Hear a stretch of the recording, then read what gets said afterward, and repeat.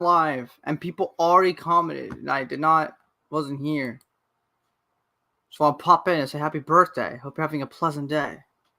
It's been fairly relaxing. I worked out this morning. Now I'm relaxing. Whatever the workout is, it's just a workout at home. So it's not like gonna actually change that much. Or just hopefully keep me from being a fat guy. But I gotta go to the gym if I'm really gonna change. But I don't want to go to the gym on my birthday, so I didn't do that. And happy birthday, Alex. You're the man. Why, thank you. Why, thank you. Also, haircut, so I'm nice and bald again. That's the look I should just keep because it's the only look that I really do well. So I don't know. Just saying hi. Gonna invite some individuals because why not? But hope everyone else is doing good. But yeah.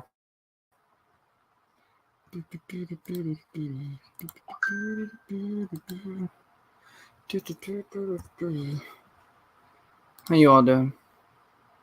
No one's here right now, so really no one's doing anything at the minute. But that's okay. That's how things go sometimes.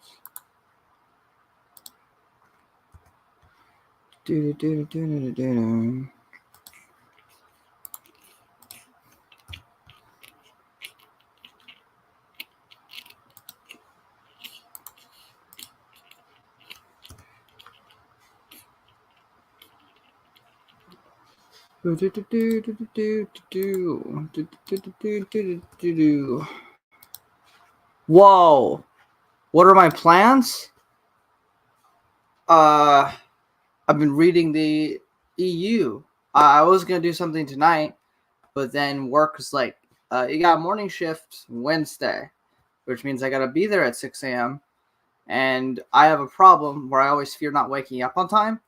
So what that means is I'm gonna go to bed at like 8 or 9 o'clock tonight and wake up at like 1 or 2 a.m. in the morning, read some more, and then head to work because I'm too afraid of waking up late, so I wake up super early. But yeah, originally I was going to go out to dinner. I don't know. I was going to go, there's a place called Sagebrush. I was going to go there, meet up with a couple friends, my family. It was going to be like, that was me it. Just a small little thing because I don't like people spending money on me. And I know they're going to force paying for me. It's going to piss me off. But yeah, then work was like, nah. So now I'm just vibing at home. And that's my day. So thank you, Brendan. Yeah, the face cam, crazy. Thank you, Matt. Thank you. And then we got Al. Thank you, Al. Thank you, Jade Light. Appreciate it.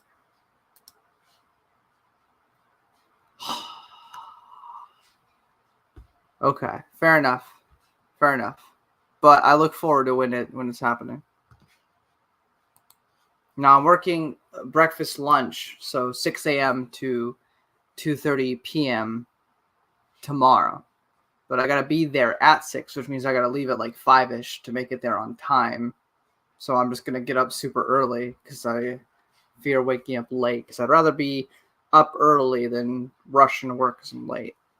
So it's basically I'm just hanging out tonight. But I'm on the Swarm War, so I'm on the final book of Dark Nest. I need to finish freaking because my mom blackmailed me into it for her to watch classic Doctor Who, but I stopped because she said I won't do it unless you read this book. She wants me to read The Talesman by Stephen King and Peter Straub. I'm 328 pages into that, and I'm on part 3 of Collision of Worlds. I just met Wolf, which is like a werewolf, I think. I'm not so far. I'm not super vibing with this book. I think it's objectively written very well, but I don't know if it's for me. But I'm pushing through it because my mom said I have to. But if she's gonna watch classic Doctor Who with me, but I got this to finish. But I'm gonna finish the Swarm War first. I'm gonna redo, or I'm gonna do a proper review for Supernatural Encounters because I just kind of did my thoughts as I went through the book. I'm going to give a non-spoiler overall view of it. I got 2 fan fictions to read. And then before I start Legacy of the Force. I'm going to finish the rest of this big bad boy.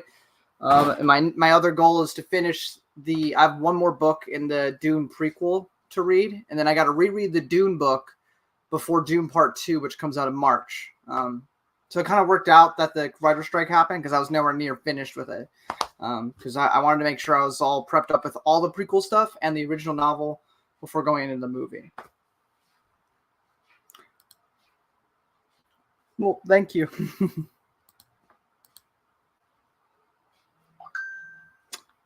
I have not done it yet. So I don't know. Because every time we do these things, I do it the day of. So I will, because Thursdays I have off, which is usually when you guys do it. So I'd wake up in the morning, I'd do my workouts as usual, and then I would just read all the chapters I need to read for that week of Super Lit, so it's fresh in my mind. So, but since it's a morning shift tomorrow, and there's going to be Super Lit, if you guys haven't watched Super Literary Encounters and you're fans of Supernatural Encounters, you plan on reading Supernatural Encounters, really just watching that stream, not to toot my own horn, but just the rest of the people in the group in general kind of make the whole experience more interesting, more enjoyable, and a little bit easier to understand. You know, kind of like I like listening to Bible studies a lot of time after reading a book of the Bible because it makes it easier to digest than just reading it by itself. But so I'll get back to you. I will text you when I've read it. I'm going to try to do that when I get home from work tomorrow. Read that real quick so I can join you guys. Hold on, before I get to the super deep question that I've just been asked. Yeah, I thought it was pretty good. The Lynch film is fun, but it's not perfect. Perfect casting, was Patrick Stewart as Gurney Halleck, but other than that, I don't know. I think I overall prefer the new movie. I think it's a really good adaptation. I mean, there's some differences, like they don't even really address the fact that the Baron's a pedo. Like that's not even touched. And he's definitely a lot more intimidating than he probably should be because he's more conniving than he is scary outside of his carnal urges. But that being said, what they did with it, I liked. So I don't mind that he's a little bit more threatening in this. I love Oscar Isaac as Duke Leto. That's the face I see whenever I read the books now. And it is clear as day, not to harp on anybody who likes Disney. That's completely okay. But that man was scorned from what he could have done because he is a phenomenal actor. Almost everything I've seen him in. There's a movie about divorce or a miniseries on HBO. And that miniseries with him and that one, I don't remember the lady's name, but she's from like the Jurassic World movies.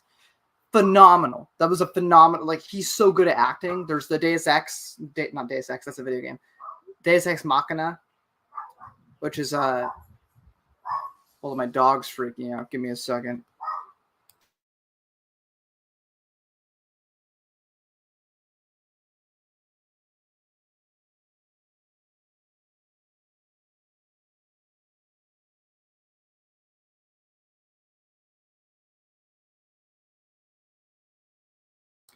And she's still going off. All right, but I'm not going to die, so that's what matters. So I was like, oh, that's going to be my last years, 23 years, because my dog was freaking out, but she just does that a lot.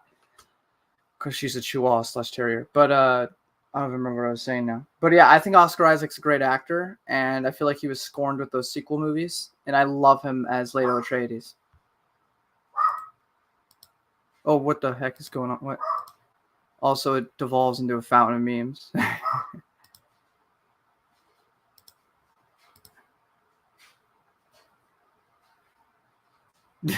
Thank you. Yeah, Scott said happy birthday to me on Facebook, and Al did it on Instagram, and so did Marcel and Brennan, everyone. So yeah, his back must hurt from the weight of carrying entire films on his back because he's phenomenal in everything he's in. Except for actually, he was my favorite part of the sequels, or one of my favorite parts, because Oscar Isaac's just wasn't given much, but the little they did give him, I enjoyed him, but he's not around enough to care. And then when they give him a little plot, I'm not gonna get into this. I'm not gonna start being a hater, but with the whole purple hair chick, like contrived and annoying, not gonna get into that. But anyway, I love Oscar Isaac, and I wish him nothing but the best with more roles. Yeah, the dog, you can hear it. Some guy dropped off a package, and it's the end of the world for her. Thank you. Here, let me. There's my heart. There you go. You take it. That's what I thought. But I looked outside as some guy delivering a package, but maybe he is a Terminator. And he just took over the body of a guy. Yes. Yes, he does.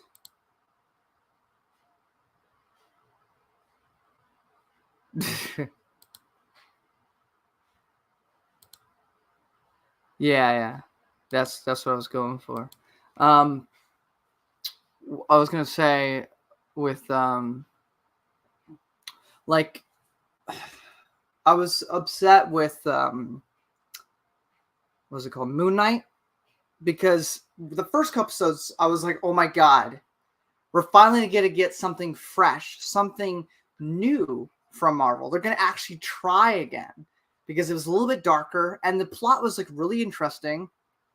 And the final couple episodes, it just became another Marvel movie with the same sort of quips and the same sort of jokes and the same sort of finale, I guess. I don't know. It felt very similar to things I've been watching for years now, and I was so disappointed. But those first like 3 to 4, I was loving it. And I mean, he's still the best part of Moon Knight, but like, I just wish it was more than it ended up being in the end. Anyway, to go back to Brendan's question, what was it? Frick. That is a hard thing. It was a hard thing there. I'll go with the church answer, because I think this is the most important thing I could say under any circumstance, which is that nothing in this life will fulfill you completely and utterly apart from Christ. And it is, not that I try to get too religious on my streams or videos, but I am a religious man, and I think that the resurrection of Christ is the most important thing that I've learned about in all my years. So, if that did not happen, my faith is in vain, and I should not have faith in that. But if it did happen, it's the most important thing I could possibly know. So stick with that as my answer. But outside of that, if you want advice, I'm not the guy to give you advice. But I mean, just be kind. You can disagree with people. You can have debates with people, but try. And sometimes it's really hard to remain kind, because there's not enough kindness. So be the light for people. And I think, religious or not religious, we can all stick behind that. So, does Wolf grow on you? Does he? Because so far all I have is him going Wolf after every sentence, and it's getting a little aggravating. But, I guess Morgan did that too in the AC Crispin's Han Solo trilogy. He'd be like, actually, did he say Morgan? No, he didn't. He did not say that after every sentence. He did say it sometimes, though. But that one is some reason more tolerable than right now in the Talesman book. I mean, I'm not hating it. It's just like, it's weird. I don't know. I'm trying to get into it. It's got like that upside down thing where there's like another world with the twinnies, or the twinners. Where that one sounds a little bit more racist somehow, so I try not to say that. But yeah, the twinners. I think Jack Sawyer's an interesting kid. It's very similar to like his name is very similar to like those old stories by I don't know what I'm trying to say. You know what I'm talking about? But Tom Sawyer, yeah. But it's just taking me a bit to get into it, so it's okay.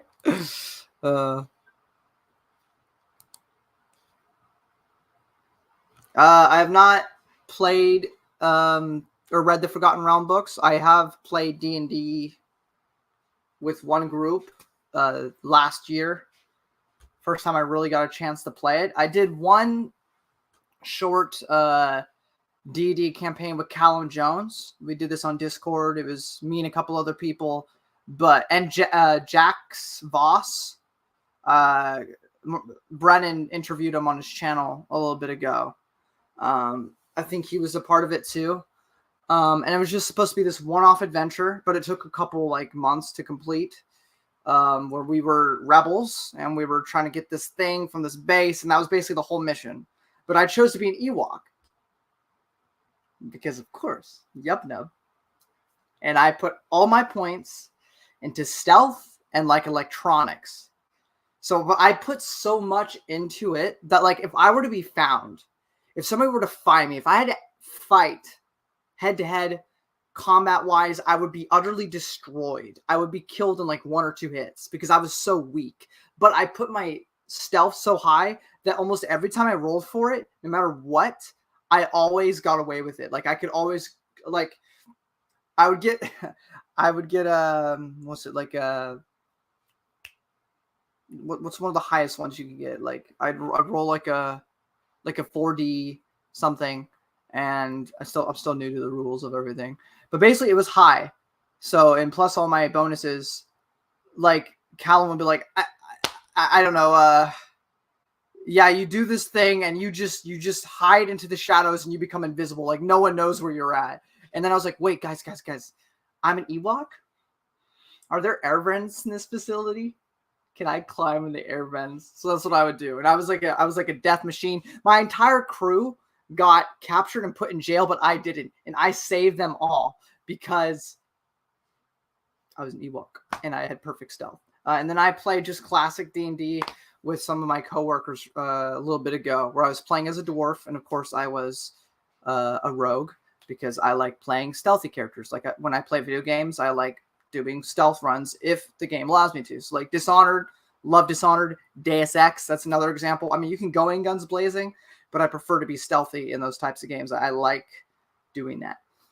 So yeah, I did that for a little bit. It's kind of been on hiatus because my coworker made the bad decision of trying to do the sessions or come up with the plan for it every week instead of playing it all ahead of time. So he kind of got tired because on top of work and school, so he gave up. So I don't know if we're ever going to continue that, but I do want to do more of that stuff. As for the Forgotten Realms, I've played Baldur's Gate 1 and 2. I've played Planescape Torment, but those are all video games based off the Forgotten Realms universe. I've not read any of the books. So it's a long story short for that. They're really cool. Yeah, of course.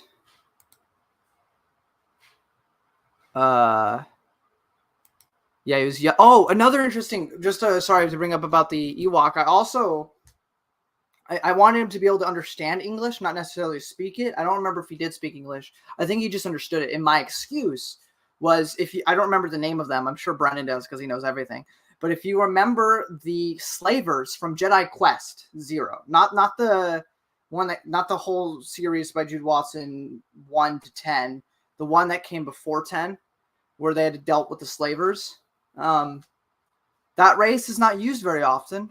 So I thought, so maybe, that slave race, or it's not slave race, but those slavers came to Endor one time, picked up some young Ewoks for whatever, maybe for money, for pelts, for food. I don't know, numerous reasons. But they pick up a young little Ewok boy, and then some other people maybe it's the Empire, I think is what my backstory said. The Empire found them and tried to shoot them down, and I get into an escape pod, and some humans find me, and they raise me, and so I'm a Ewok raised by humans. So I can understand the basic, but I don't think I could speak it. And one of my disadvantages I had that I gave myself was that I really love shiny things. I'm a little bit more civilized, that's why I can use computer skills, but I'm also still an Ewok. And I really, really like shiny things. So if I see a shiny thing, I'm going to have to grab it, which sometimes can lead to my detriment. But yeah. I love being a stealthy boy. Thank you. Thank you. Literally.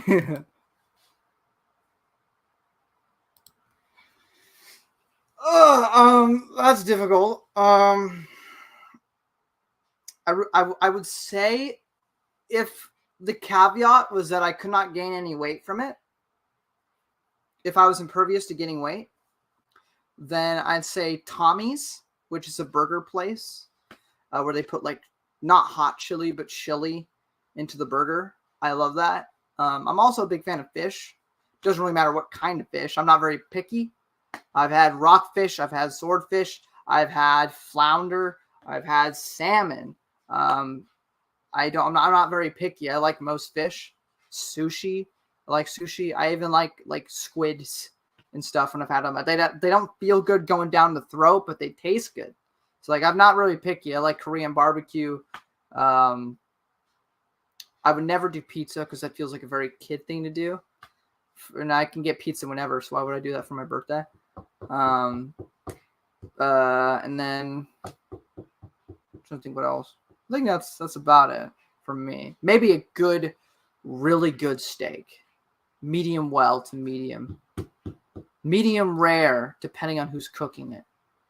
Because it doesn't always taste the best to me. And that would be my ABC choice for you. Oh yeah, this Arkham. I love the Arkham games with Batman.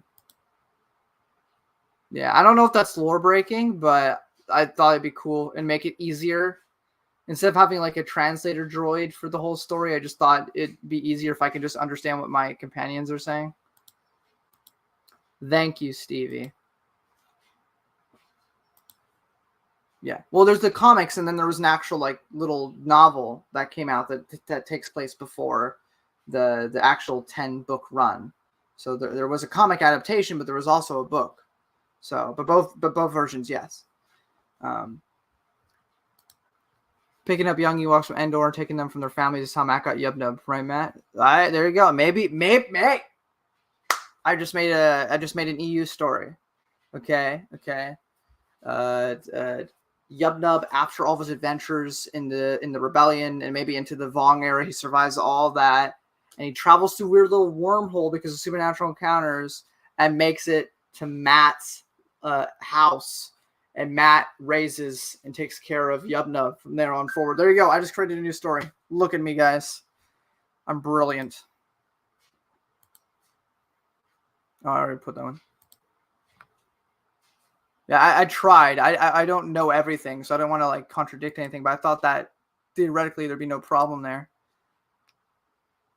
I do. I want bling. If I see something shiny, I have to grab it. Sometimes that's to my detriment. Like there's one time I was like, well, there's something shiny on the desk, so I have to. I think it was like I could roll for it to see if I could ignore my urge, but my roll was not good, so I had to go grab my shinies.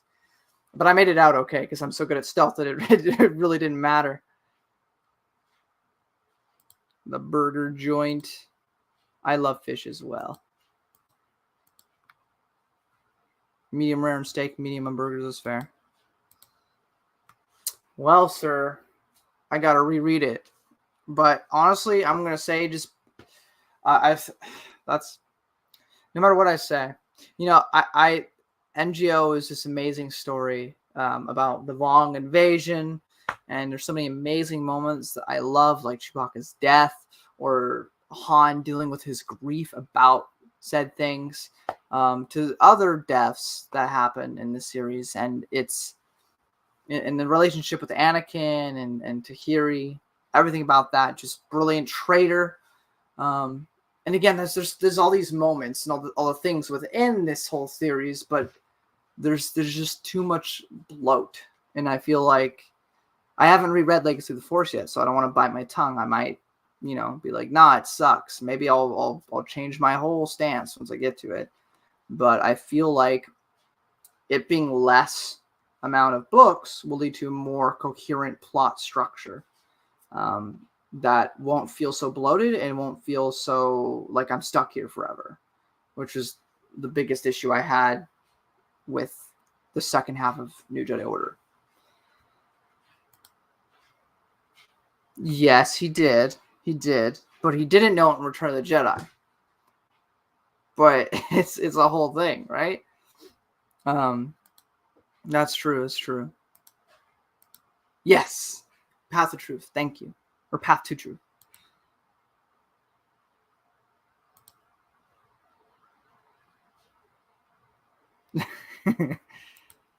Indeed, asking the real questions.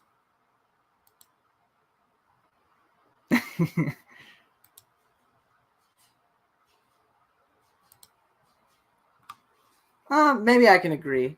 That's probably the case. I think overall the story of NGO is better. I think the overall story of Legacy of the Force is really good, personally. And I think the pacing's better.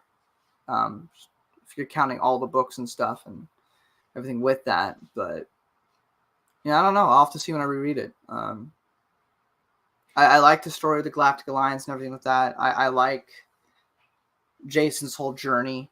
I like how much they give to Ben and stuff in that series, and it's a whole thing of NGO is such this like big thing. So Dark Nest, as I'm rereading, is very much feels like a Bantamare story where it's so very low stakes. Like it's big stakes in the sense of it will cause disruptions within the galaxy. It will make politics harder for the Jedi and the Galactic Alliance. A lot of problems will arise, but it's not like the world's going to end. The world as you know it will not exist if the Killiks aren't stopped. So it doesn't feel as big of a threat. And the Legacy of the Force, I mean, the one big character goes to the dark side, but look at it from like the broader perspective. Like take yourself away from the story. Look at the broad strokes. What's really like? How much does it actually affect the galaxy as a whole? Like in the grand scheme of things, it's a rather small conflict. Like it mainly, affects a couple places, doesn't affect the whole galaxy. So, but I think that's the right direction to go because you can't go bigger than NGO, as I've always said. But then, of course, you have Fate of the Jedi with Abeloth, the one time you can go bigger and badder than NGO, but it doesn't. And that's one of my biggest problems with Fate of the Jedi, is that it doesn't go as crazy as it could with the premise of having this eldritch godlike horror at its disposal. But yeah.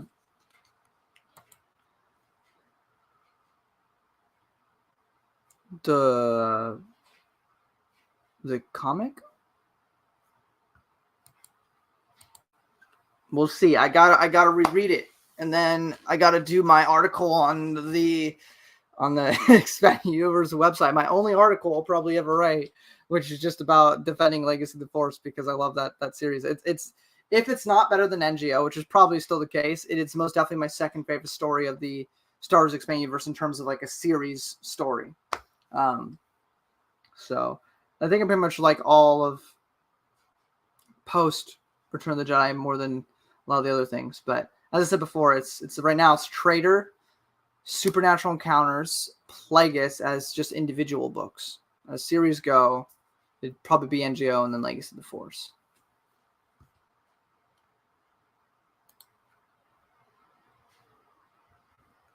Oh, okay. So we are talking about the comic. Yeah, I some of them were more hits than misses. Like there's one about a bully of Chewbacca that wasn't that interesting to me. There's a couple others that are like, it's okay. But yeah, having Mala, having Chewbacca's dad was great. Having Leia, there's a lot of just small little character moments in that comic that I appreciated a great deal. So it was a good little end for Chewbacca.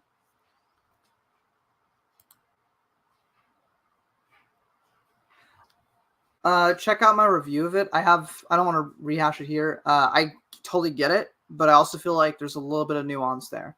So, because I know some of the part of it is that she felt jealous because Han was always off with Chewie and not really with her, and she also chose politics kind of over her family a lot of times, so she wasn't really around.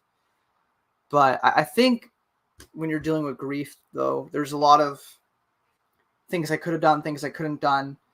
Thinking about things you wouldn't normally like. That was never something that was like front and center of her mind, or at least that wasn't the vibe I was getting from the comic.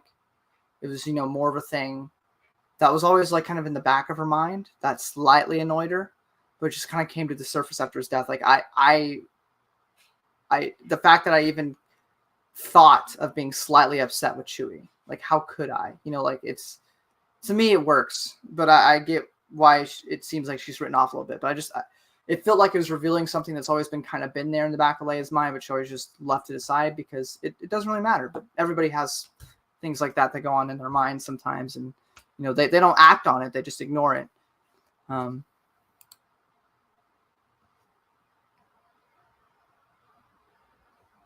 Yeah, I mean, I thought Fate of Jedi is fun. There's a lot of fun moments. I love Vistara. Vistara is one of my favorite characters that they introduced.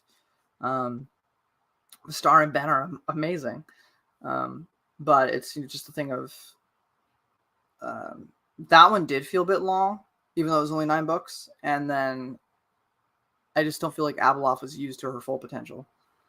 So, that and the Lost Tribe for me, outside of Vistara and a few other standouts in the Lost Tribe, just felt like been there, done that. Let's move on. I hope so. Along with Paw Patrol.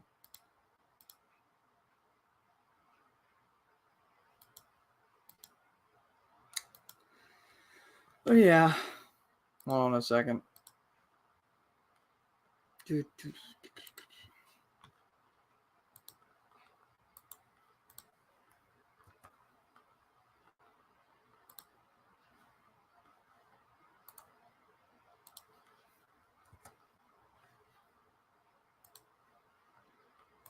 But yeah, I'm just hanging out. Probably will leave in a little bit, but I thought I'd hang out for a bit. I also got some Halo book. Oh, I should show you guys what my room's kind of a mess though. Hold on a second. We're gonna do this properly. Hold on. Wait, oh frick, I got more comments than see this. Thank you. Appreciate it. Leia was his soulmate, Chewie was his first mate. All right, hold on.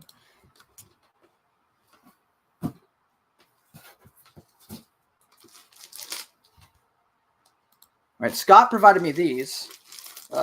He was selling them on. There's a little group on Facebook with Chris Nelson.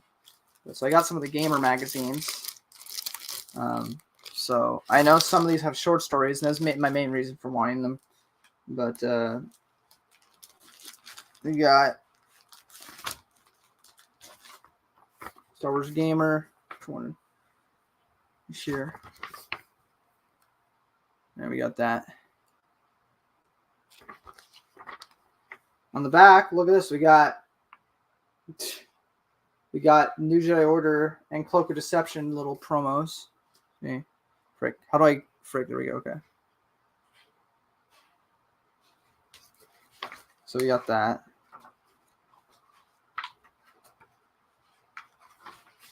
Okay, let's see.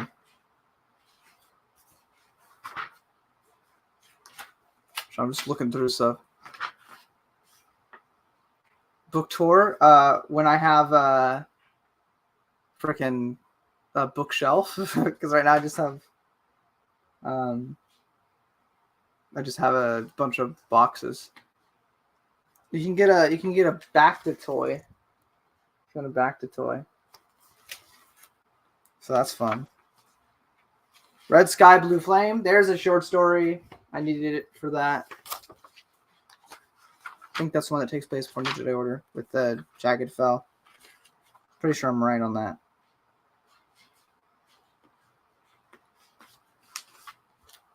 Also got some Mon Calamari stuff, which is cool. Frick. There we go. I don't remember. Hold on. Let me look through this. Are they numbered? We got... This one is volume 2. And we got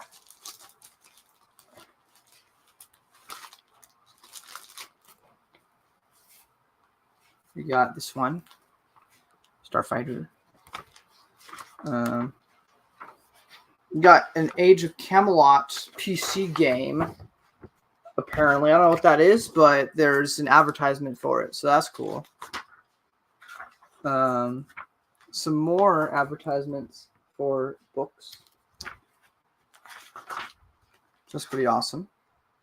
And we got one of the Emissaries of the Void short stories in here. So that's also nice. This one has the awesome art of freaking Vong being sliced in half. I love that one.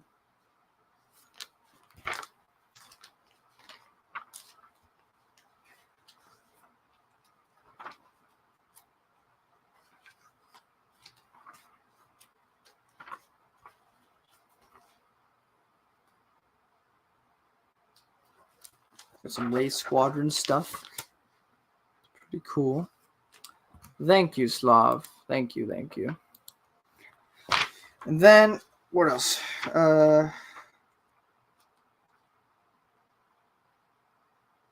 We also, I'm not going to show it, but we got some Jedi Outcast advertisements there. We got another Star Wars gamer here. We got all my favorites. We got Zuckuss and Forlome and Dangar. And a big star-by-star advertisement in the back.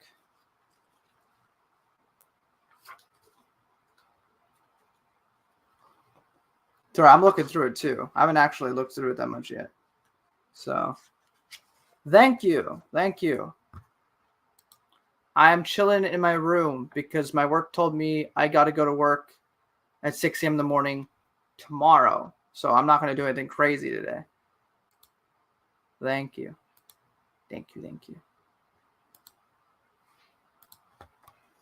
Yeah, this is pretty cool. And the other one's an Insider. I'm trying to keep these all nice, so I'm just gonna keep this one here. But yeah, we got an Insider as well. That's pretty neat. I got some other things. I got some Halo stuff, but that's a separate franchise. But I'll show that in a second once I put these away. But that's pretty much it. I sent links for anybody that wants to join. But don't know how much longer I'm going to keep this going. But we'll see. Give me a second. I got some other stuff to show. It's all right.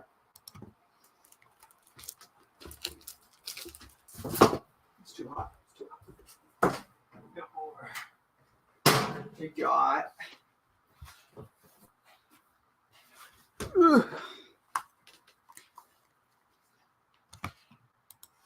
in top of everything else, I got these a while back from Christopher Nelson. All right, we got. You guys ready? Yeah, we got Fuzzy as an Ewok. We got the Star Wars Touch Me books. Ain't that an unfortunate title? Yeah. I spent 50 for these, but well worth it. I opened this up in front of my parents. I'm like, this is your time because you were born in the 80s. You'll love this. So we got Things to Touch, See, and Smell on the Forest Moon of Endor. You can't smell anything, but you can touch his fur. See? Great. You know? Little wicket there. You can scratch the tree. All right, you know what I should do? It'd be brilliant. Actually, give me 1 second. But I should go through these with you guys right now. It'd be amazing. Oh!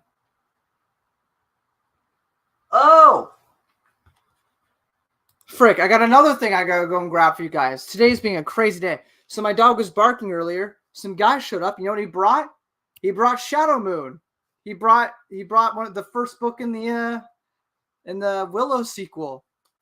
So I gotta show you guys that now when I freaking look at this. Look at it. I got it. It's mine. I have it. I'm so happy to have a children's book. I showed this to my parents. They were so confused. I'm like, you don't understand. If it happens outside the films, then it is expanded universe material. You know, I may dunk on Approaching Storm and Bounty Hunter Wars, but I'm still happy to own it. Why? Because it's expanded universe. Okay, but yeah, let's go through it. But first, I have some birthday messages on my phone. It's rude if I don't look at it. Just give me a second. All right. All right. Hold on. All right. Okay. Okay.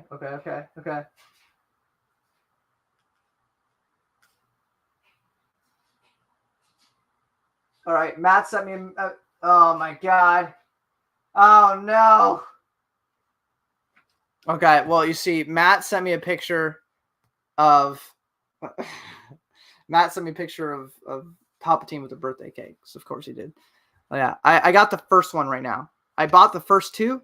The last one was $40, and I said no, not right now.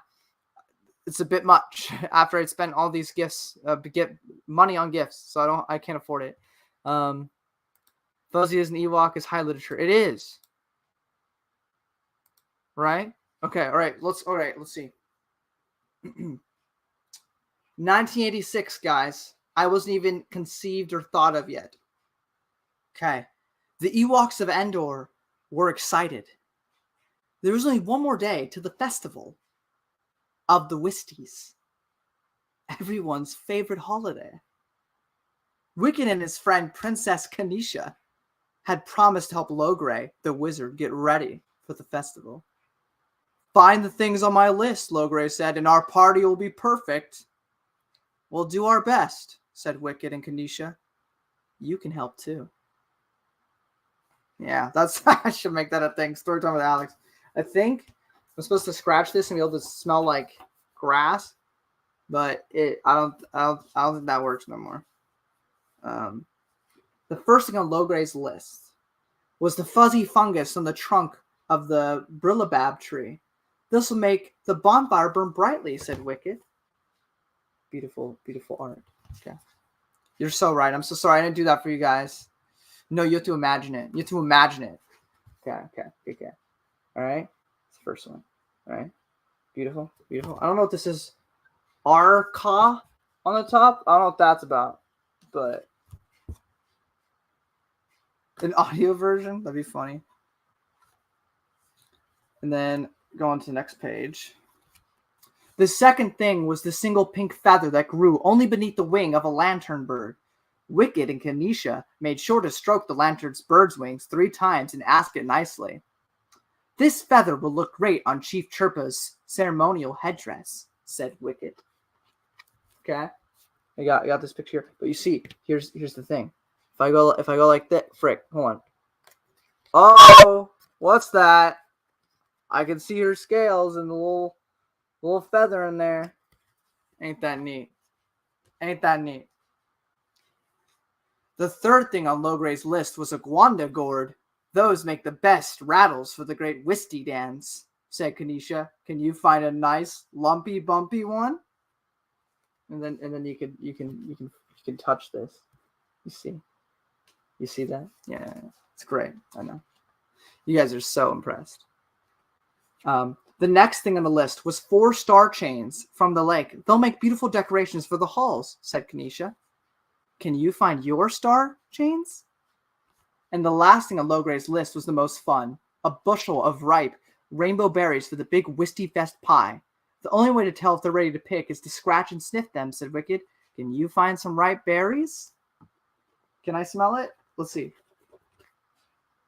No, it's dead. It's dead. But I have it, okay? We got the little thingies, and we got the little berries, okay? And then we get to the final page. I didn't skip anything, right? No, it's just that short. Okay. Here's the ending to the story, ladies and gentlemen. This is the best Wisty Fest ever, said Chief Chirpa to Logray. Thank you, old friend. Thank my excellent helpers, said Logray. I couldn't have done it without them. And thanks for your help, too. So remember, ladies and gentlemen, you are now canon to the expanded universe. Just blew your mind. It just blew your mind. And then, of course, we also have Shiny as a Droid. You didn't think I was going to show this one. Things to see, touch, and smell from a galaxy far, far away. Let's see. Okay. R2-D2 and C-3PO were about to blast off for Tatooine when R2 discovered that there was something wrong with their spacecraft. Oh dear, said 3PO. You say the engines need a new supply of space crystals. R2's circuits lit up and whirled, and they can only be found in the deepest cave on this planet. Then let's go. Can you help the droids find the crystal? Okay. There's the first page. Let's see. The droids came to a narrow mountain pass. Hey, Sea Spider, how you doing? Or Liam. The droids came to a narrow mountain pass. The giant scaly serpent blocked their way. R2 beeped. Stroke its belly and it will fall asleep. Must I? Asked 3PO. Are you brave enough to stroke the serpent's belly? Oh, sure. Hot diggly doo-dah I am. Look at that. I think he likes it, guys. I think we're going to be friends. Oh, you guys ready for this one? Hold on. Beyond the sleeping serpent was a slimy swamp. Perhaps the entrance to the cave is beneath this rock, said 3PO. He lifted the rock, but he didn't find a cave. He found a big, green, hairy plant with claws. Heavens, cried 3PO. I hope it can catch droids. He and R2 hurried away. But here's the fun part. Here's the fun part, guys. Look, okay. You ready? You ready? Frick. Okay. Pay attention. You see this? Okay. Okay. Oh my god. Crazy. Amazing. Thank you. I spend way too much time reading New Jedi Order in every single book in the Star Wars Expanded Universe, saying the dialogue out loud. So that's why I the only thing I resisted doing just now was every single time it's supposed to be a beat from R2 just going, or something like that. And then, on Solo, what are you talking about, kid? And then Luke is just like a deeper version, in the New Jedi Order era, my voice is just a deeper version of my own voice. So it's just a deeper me. So this is Luke Skywalker. I'm going to do what I must. And then Jason Solo is, of course, just my voice. And I don't do Jaina because I can't do females. So that's about the gist of that. Exactly. Why do we fight about New Jedi Order, Darkness, Legacy of the Force, any of that? You know what we can come together on? You know what will gather world peace? Shiny as a droid. And Fuzzy as a Ewok. Can we all just come together? Sing Kumbaya, and love this together? I think that will certainly bring world peace to the rest of the world. Next, the droids passed through a dark wood.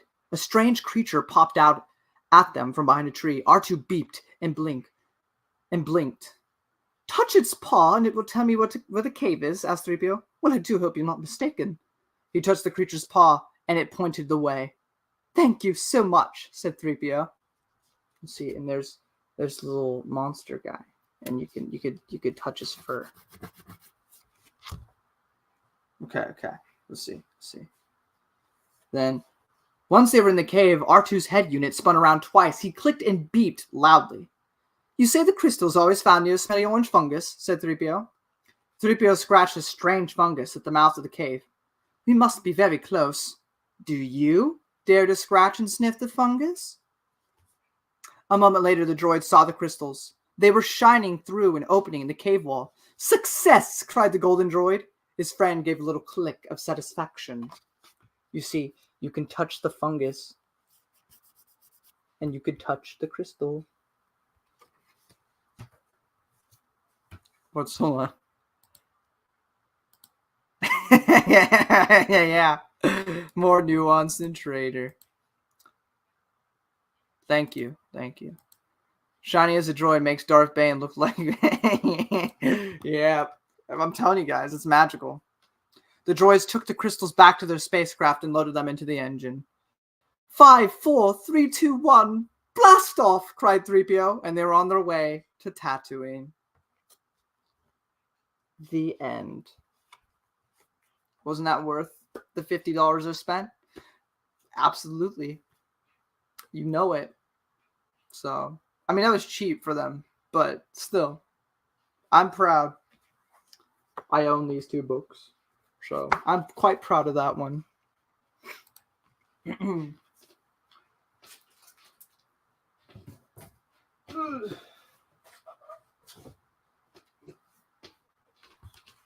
I have a bunch of other things, but it's a bit of a mess right now. But I have a bunch of the old, behind the scenes Return of the Jedi and stuff that I also bought from Christopher Nelson, so that's interesting. But yeah, I'll get into the Halo books real quick. Hold on, give me a second. Okay.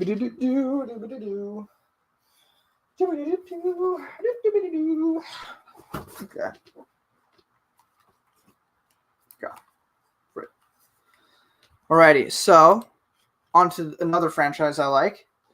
I got this for $6 from Thrift Books.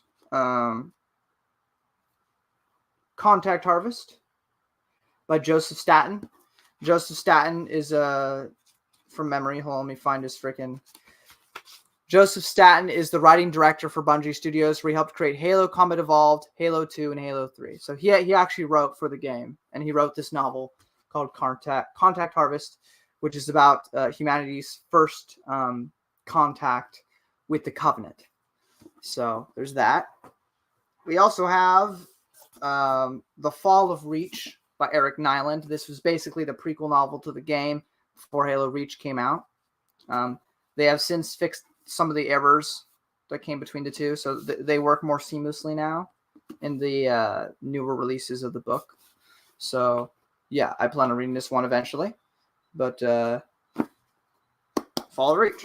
Then also we got the Cole Protocol by Tobias C. Buckle. This one is also interesting. But there's that. And then we get into some more familiar territory for some of you. We have, if I pick this up, we got a couple of all held in one package. We have Halo Last Light by Troy Denning. We have Halo Envoy, which is again by Tobias. We have Halo Divine Wind, which is also by Troy Denning. We have Hunters in the Dark by Peter David. Bad Blood by Matt Fordbeck. Renegades by Kelly Gay. Retribution by Troy Denning. Point of Light by Kelly Gay. New Blood by Matt Forbeck. And Smoke and Shadows by Kelly Gay.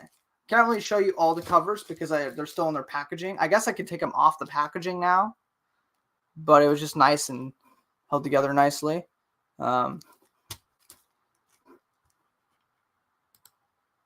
I would prefer hardcovers, but they're genuinely more expensive, so I go for paperback until I have the money. This is originally why all my books were in digital format on Kindle, because it was cheaper than buying physical copies. But I have a full-time job now, so I can risk it a little bit more often. I'm about to read Fall of Reach soon. I've been reading Bounty on Words, trying to decide if I want to start now. I mean, you know my opinion. Jump to Fall of Reach and then jump back to... Because like I said, Fall of Reach starts with... them finding the kids that they want for the Spartan program, and then it jumps through time, eventually getting to the Reach section. But then after that, you can jump back. Contact Harvest is first contact with the Covenant, and then Cole Protocol would also be before that, and then you can smooth your way through there. Yeah, mass market paperback. Yeah, thank you. Yeah. It's pretty cool. Yeah. I kind of want to show the covers, though. So should I rip them open? I mean, I can just put it back in the box. You know what? We're going to do that. Why not? Okay.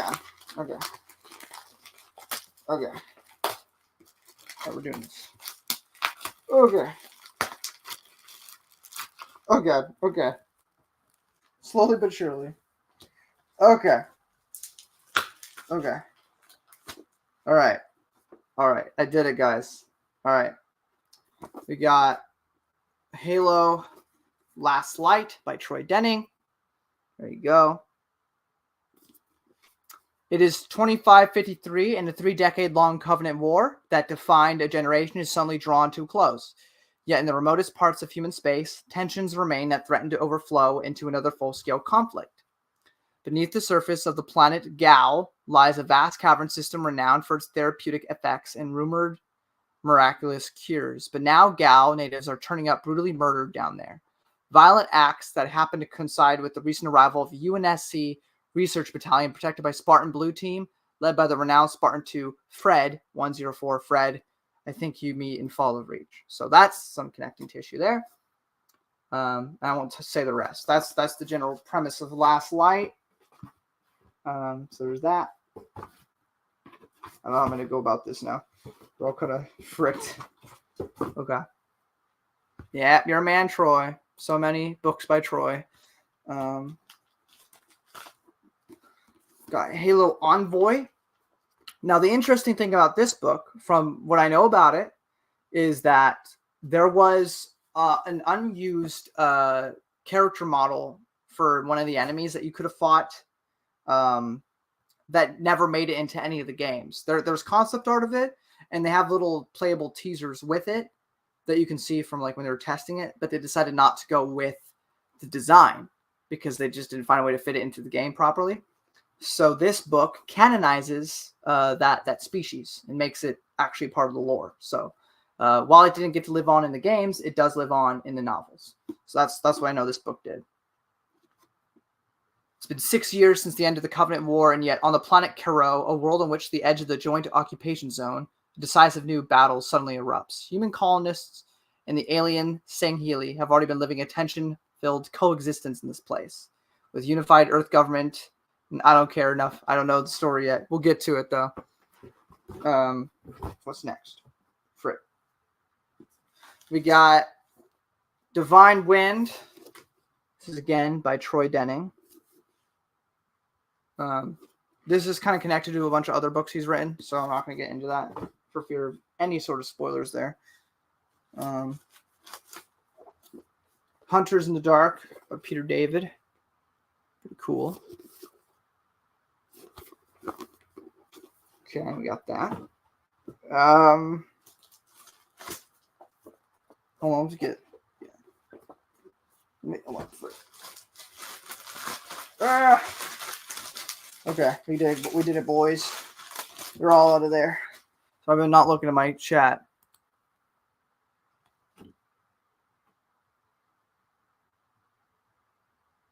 I mean, that's all the power to you, man.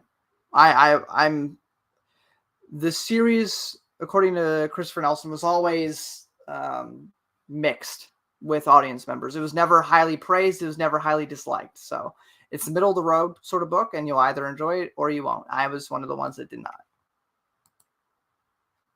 I remember liking the first one the most out of the three.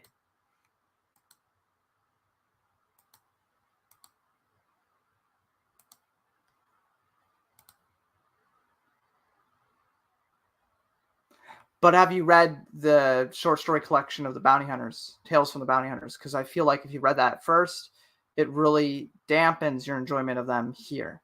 Because I felt like it was disrespectful to how they were portrayed in Tales from the Bounty Hunters. It's a Troy thing, TM. We're not done yet, boys.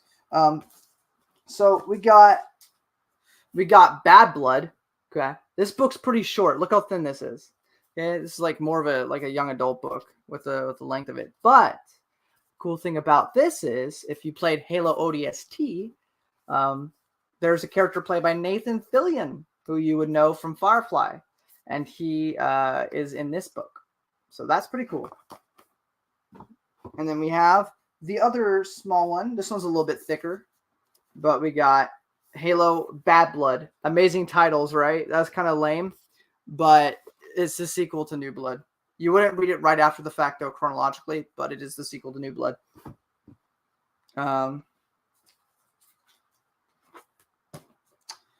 We got Smoke and Shadows. This actually focuses on the daughter of a character from Halo Wars, so that's pretty cool. Halo Wars was an RTS game. This one's also pretty short. This one's pretty cool. Halo Point of Light. This is also by Kelly Gay. This continues to follow the adventures of the daughter of the guy from Halo Wars. Now, again, with this one in particular, especially with this person here, I won't get into anything about who this guy is. But basically, if you have not played the video games and you have not read the Halo Forerunner trilogy, then you should not read this, since it heavily leans into several aspects of all that stuff. And you will not care about it nearly as much if you haven't read the Halo Forerunner trilogy by Greg Bear. Crazy how something that is set 100,000 years before the events of any of the games or stuff could be heavily impacting a novel that takes place even after the video games themselves. So that's pretty cool. Yeah, right? New Blood becomes Bad Blood. Yep. I've not read it yet, but you'll probably... Yeah. Well, yeah. I read that first because I was reading it chronologically, which is why it upset me. Me too. I've only read a couple, so... And then we have Halo Renegades, also by Kelly Gay. Again, it involves a character that I don't want to talk about. I know who he is. I played the games. I read the books. or I've read the Halo Forerunner trilogy, so I know what's up. I mean, I haven't read these stories. I know synopsises of it. I don't know what actually goes on in the plot, other than the fact that I know who this got frick. I know who, oh my god. I know who this guy is. This robot dude. I know who he is. So it's a big redemption arc for this particular character is all I'll say there. So that'll be interesting to read about. And then also Smoking Shadow, freaking there. And then last but not least, this is another one that's kind of, there's Halo Last Light. There's Halo Divine Wind, which was a newer book. Actually, yeah, because this was 2017. I think Divine Wind was 2022, maybe. I'm forgetting. But this is Halo Retribution. This is, again, following the same sort of character. So it's kind of like this unofficial trilogy. They don't happen back to back to back. Not all of them anyway. But it is also, again, written by Troy Denning, of course. So, yeah. Interesting. And this is just a couple. There's like over 30 novels in the Halo expanded universe now. And that's been going on since 2001. So that's when we first got Halo The Fall of Reach. So it's been going on for a good long while. And of course, Contact Towers, I get more of my boy, Avery Johnson. I know what the ladies like. That's a line he says. And he's cocking a he's loading a big gun. He's cocking it back. I don't know if that's the right word to use. Anyway, he's got a big gun right there, okay? He's on this ship. He's got a big gun. He's just going, and he just smiles and goes, I know what the ladies like. It's just a really, it's a funny line.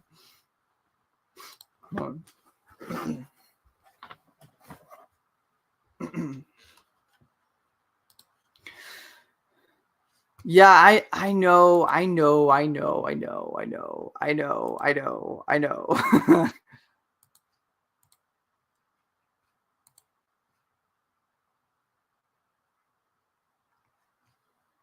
Yeah, that's fair. I mean, it took me 2 years to read the EU from Bakura to Legacy to then also reading Dawn of the Jedi era stuff all the way to where I'm at now. It took about 2 years. So I know what the ladies like. Actually, frick. You know what? Now that you got, I can't. Hold on. I know what the ladies like. It's amazing. I love Avery Johnson.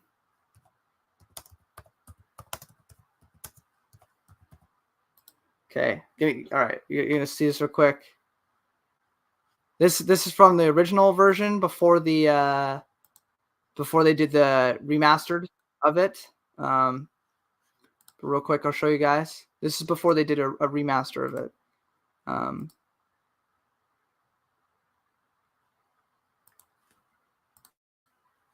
Okay.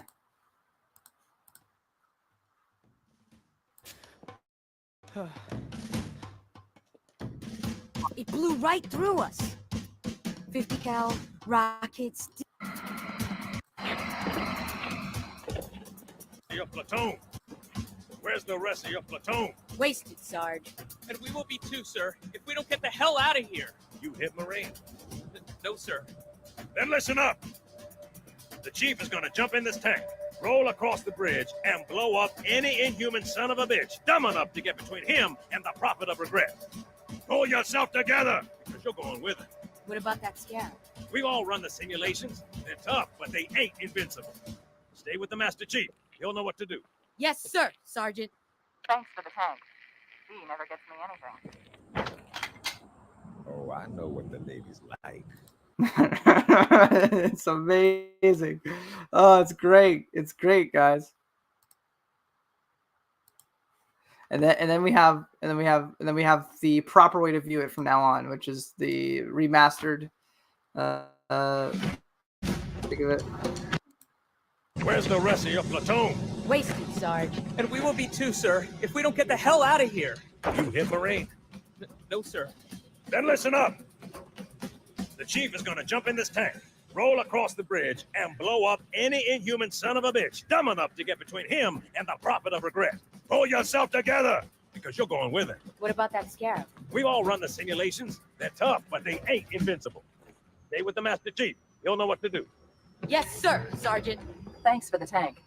He never gets me anything. Oh, I know what the ladies like. All right, that's enough. That's all I wanted to share. I love it. It's amazing. Yeah. Well, that is only the cutscenes. The actual gameplay. I mean, the gameplay overall game looks better, but it doesn't look that good. That's only the cutscenes that look that good.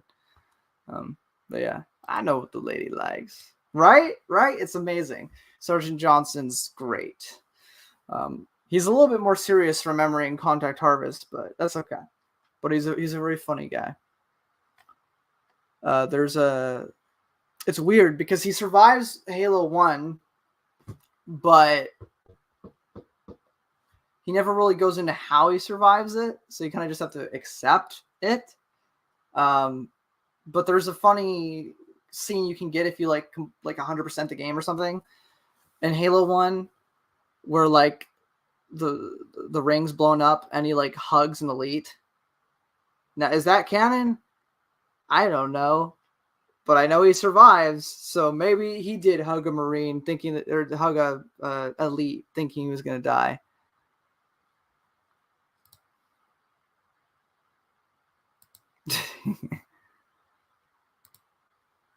Finish off the EU this year instead of full-scale reread in 2029. That's maybe a good idea. I might do it sooner than that. I might wait till 2025 or 2026 before I do a reread. But if I reread it again, the only difference this time is I'm going to do it in publication order. So I'm going to do it from the very first story released in the Expanded Universe and make my way through there so I can read it how people that were with it from the beginning would have read it. So, you know, all the way up to Supernatural Encounters being the final thing we've gotten so far. So I would do it that way. So that way I'd get like the full scale approach of how people got it originally. So, you know, I'd be switching between like New Jedi Order and then prequel story and then stuff like that. So thank you. We got the SWTOR one, and then we got the other two SWTOR ones. I like this one because it reminds me of Fallout and it's very propaganda-y, which I like. Hey, Lopsided. Thank you. Oh my gosh, it's already 120? How the frick did that happen? That's crazy. Yeah, Onslaught. That's right. Yeah, I love, yeah. I think she's a Chiss, but she also has pupils. So, I don't know. But, yeah. Well, because I've done 98% of everything in chronological order as best of my ability as I could figure out how to. So, you know, it's like, I don't know. But, yeah, right. I was like, is she a Chiss though? She's got pupils. But I think this thing just happened. Like, there's also Kylo Ren's sword type in SWTOR, and that's just stuff I would ignore personally. But other than that, you know, it's okay. But I love it for the propaganda that it looks like, because I love the aesthetic of the nuclear fear 50s approach, which is the whole thing that Fallout's all about. And I love how Fallout can be so sci-fi and yet look so old. Like, it looks like the technology may be more advanced than what we have, yet it looks so primitive and ancient, kind of like Alien in that sense. But at the same time, it's like they progressed in everything except for aesthetics. They chose to just stay in the 50s look, and there's something about that I just love. Yeah. As best as I know how, my chronological read-through wasn't the exact same as Matt's, so. But I tried my best. I've been using Callum Jones one primarily lately, so shout out to that too. I forget how I acquired it, but I'm sure you could ask Callum. He's readily available on the internet. If he could give you a PDF of his chronological reading list, which is fairly good, I'm sure. Callum's, yeah, no, I know it's not perfect, but it's pretty good. Oh, is it linked? Never mind. Go check out his channel. It's linked on his channel. There you go. That's probably where I got it then.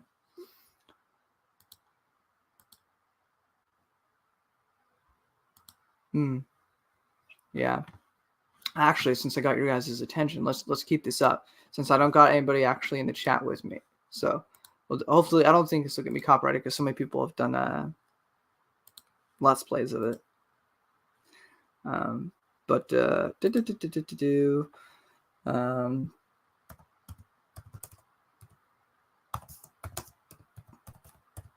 right, hold on.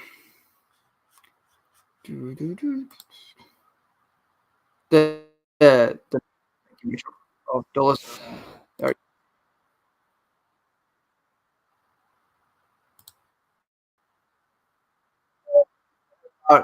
The Loki season 2 trailer. Shut up. Okay, all right. Check this out, ladies and gentlemen. Has it got your attention? All right, here we go.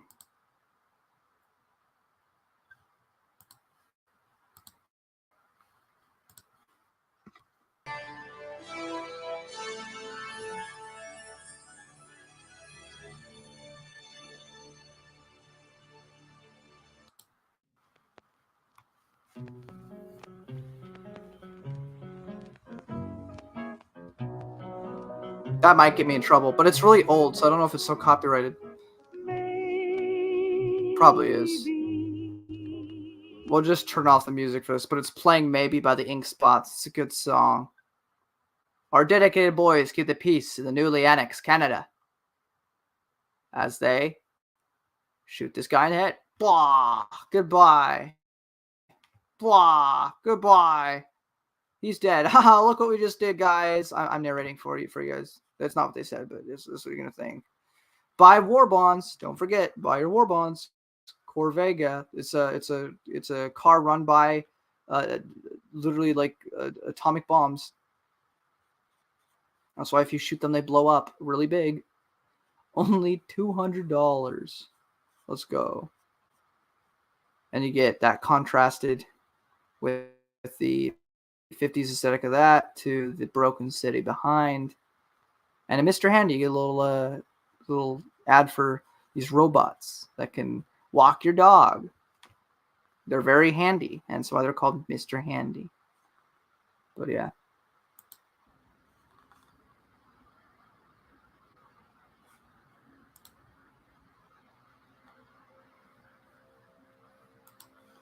War. War never changes. The Romans waged war to gather slaves and wealth. Spain built an empire from its lust for gold and territory. Hitler shaped a battered Germany into an economic superpower. But war never changes. In the 21st century, war was still waged over the resources that could be acquired. Only this time, the spoils of war were also its weapons. Petroleum and uranium. For these resources, China would invade Alaska, the US would annex Canada, and the European Commonwealth would dissolve into quarreling, bickering nation-states bent on controlling the last remaining resources on Earth. In 2077, the storm of World War had come again. In 2 brief hours, most of the planet was reduced to cinders. And from the ashes of nuclear devastation, a new civilization would struggle to arise. A few were able to reach the relative safety of the large underground vaults. Your family was part of that group that entered Vault 13. Imprisoned safely behind the large vault door, under a mountain of stone, a generation has lived without knowledge of the outside world. Life in the vault is about to change.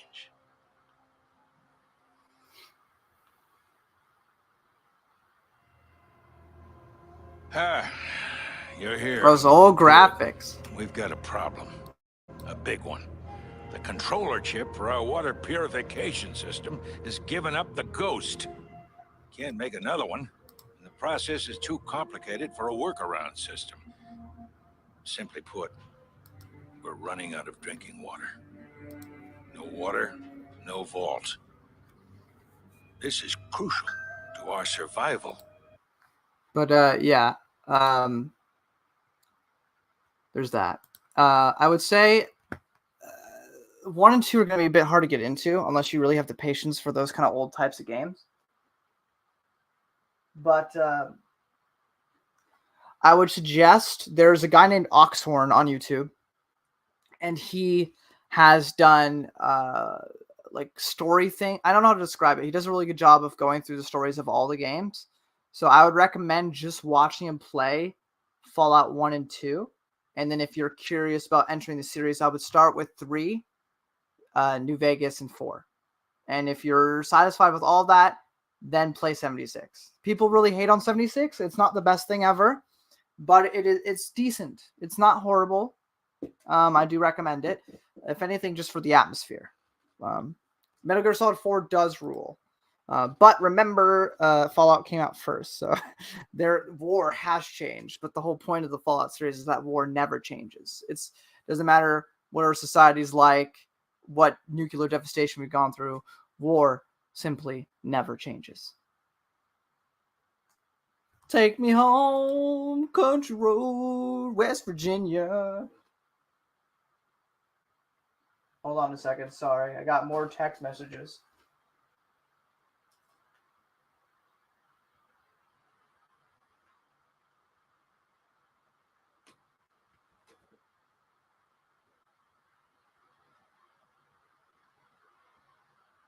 I'm going to have to end it soon. But real quick, because I've been letting it sit out the front door, let me go grab the first book in the Willow sequel that's sitting outside my door right now.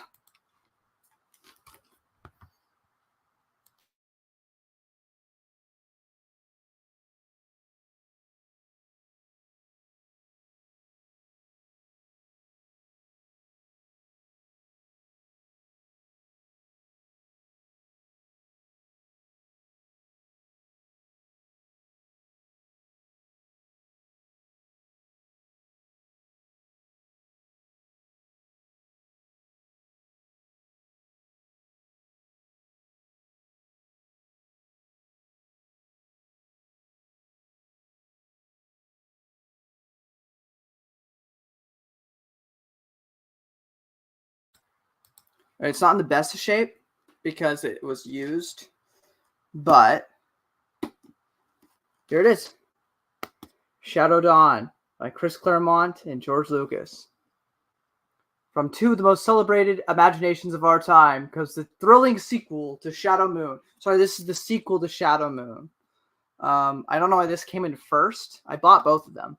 But this is the sequel to Shadow Moon, which Shadow Moon itself is a sequel to Willow. And definitely something I'll have to read when I do any rereads for some particular reasons that some people get upset by, so I'm not going to read it. I have not read Moon. I bought them recently. I bought the first 2 books. The third book was like $40, and I wasn't going to spend that much money because I just spent a bunch of money on gifts. Yeah, well, the only issue that I've just noticed is this. There's a little in the front of it. So that's my only issue with that. But look, we got the Bantam licensing. The momentous ascension of Princess Allura Dinan should have brought peace to the 13 realms. Instead, an intense shadow war rages, spearheaded by the evil Modri. He has dispatched his dread Black Rose Commando assassins to capture Allura and her sworn protector, Thorn Drumheller, Willow.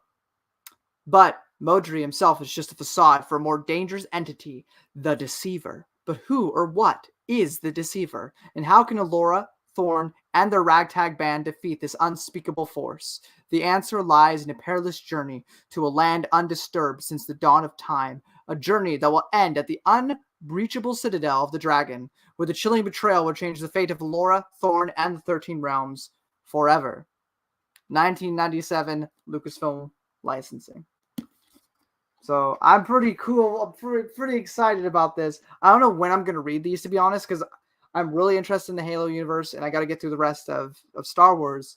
But I do want to read these eventually, even though from some of the reviews I've been seeing, this might be worse than Bounty Hunter Wars for me. But I don't know, because I've never really read Chris Claremont. But I've heard that this book can be very dull. I mean, I got them on Amazon. They were like, what, $15? $20? I think if you just look them up on there, you can get them. The third one's the priciest one though. That's the one that's like $40 that I wasn't willing to spend right now. So no, at least not on Amazon Kindle that I've seen. And I've checked. Actually, let me check the Google Play Store real quick. I haven't done that. I doubt it, but we'll check.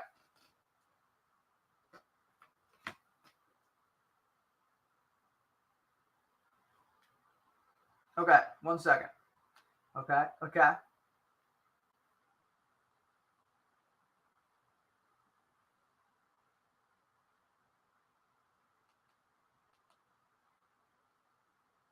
Let me look up Chris Claremont.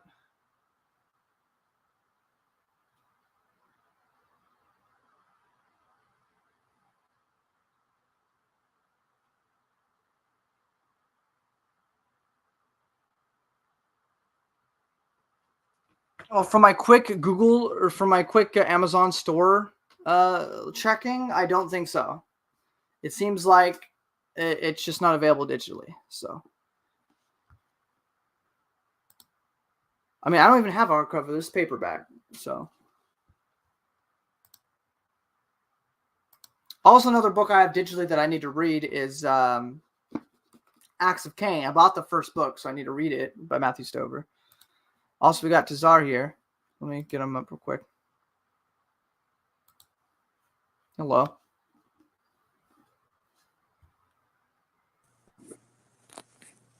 Oh, hey, Alex, can you hear me? I can hear you. How you doing? Oh, happy birthday. Sure. I just woke up. Sorry. No, it's okay. Got little lines around the first chapter. Oh, what is that? Is that Shadow Dawn? This is Shadow Dawn, yes. The sequel to Shadow Moon and the trilogy that takes place after Willow. So, also controversially, but also kind of cool, is in a chapter of Supernatural Encounters, as like on a separate planet in the past, which is kind of cool. Not gonna lie. That is cool. Yeah. So, yeah, we got this. I'm waiting for the other one. I don't have the third one because it was like $40 and spent money on it. But this came in today, so I thought I'd show it with everyone. But yeah, let's see how long this bad boy is. How long does it go for? This is a 511-page book. So. And on the back of it, we have Realms of Fantasy, talking about two other fantasy authors. We got Robin Hobb, don't know if anybody knows who that is, and one you would be familiar with, Michael A. Stackpole. Well, that's cool. That is cool. Also, there's a bunch of people actually on the back here for different people I've written for Bantam. Catherine Keir, mistress of Celtic fantasy, presents her ever-popular Devery series. Maggie Ferray, she wrote... I don't know what she wrote, doesn't say, but she wrote some books. Paula Volsky and Angus Wells for some other fantasy authors to check out. It smells very old. That's what I just noticed. But it's kind of cool. So I'm just looking through it. You got the 12 Great Realms. I think Marcel showed this on one of his recent streams. But it's kind of like if you remember the Thor movie when he explained the 9 realms. The circle of the flesh, the circle of the spirit, and the circle of the world. We got earth at the top, water on the left, air in the middle, fire on the bottom. Hope, dream dragons, death, Malvoy, despair, greater fairy, lesser fairy. Interesting. But there's a little thing at the front of it. And we got a map too. Awesome. A nice little map here too. It's pretty neat. Thank you, sir. I'm probably getting off soon too, but appreciate it. Yeah, you would not think, but yeah, this is 500 pages. So that's crazy. What have you been up to, Tazar? It's Czar and nothing. Czar. Sorry, I forget. Nothing really. Just been reading and shit. What are you reading? Oh, I was reading. What was it? Oh, I read the original Ghost in the Shell manga. I really like that. Yeah. Was it different from the movie a lot? Yeah, it's not as like. I think that movie is really stylized. Like the movie, like the manga is very like. It's more like it explores the concepts of like the cyberpunk world a lot more. Hmm. But that the movie and the TV series are very stylized of it. But you gotta understand, the TV series is like in a totally different continuity than the manga. Like they only just started doing like a sequel to 1.5 with what was it called, the human algorithm or something. It's only been recently they did that, so it's like in a totally different content. See, Spider, I meant the animated film, not the one with Scarlett Johansson. Yes, live action. I mean, I haven't seen it, but there is a movie by Scarlett Johansson of the same name, and it is about the same thing technically. But yeah, she sucked playing as Major. I'm sorry, she's fucking terrible at it. It's okay. She was in a lot back then. It seemed like they kept casting her in things. But yeah, just like Alita Battle Angel, I heard wasn't that cool either, live action wise. But I don't know. I've never seen it, but a lot of people really like it. I don't know. Oh yeah, I've heard mixed things. I haven't read it or watched it either, so I want to know. Yeah, I've just been chilling, talking for a bit, but I'm probably gonna leave soon because I gotta go do some stuff. All right. Well, I thought I'd just pop in. Yeah.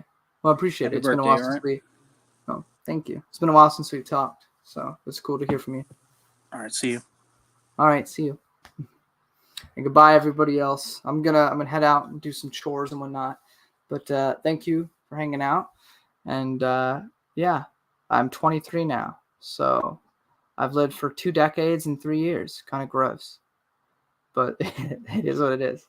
All right, until next time, guys. Have a good one.